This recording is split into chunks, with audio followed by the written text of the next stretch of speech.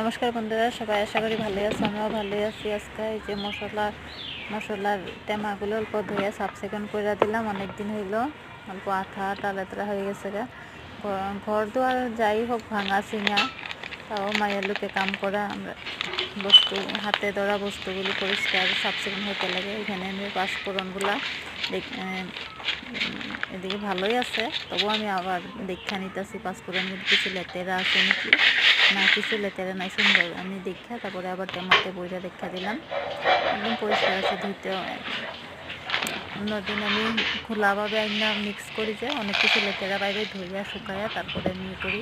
পরিষ্কারগুলি পরিষ্কারই আছে, তাই ধুইতে লাগে না। টেমাগুলি ধুইয়া তারপরে মুছে আবার মশলাপত্রগুলি বইরা নিলাম।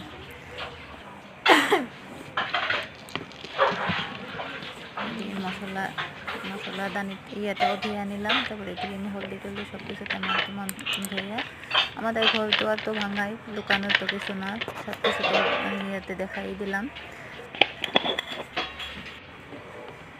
ঘর দুয়ার ভাঙা হইলো, আমরা যেটুকু আছে এটুকু গুছাইয়া আর মানে এটুকুতে শিখি।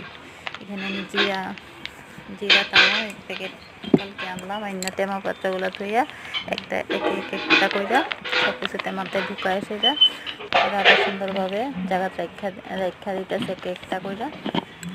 আমার মতো কে এরকমভাবে টেমা সাফ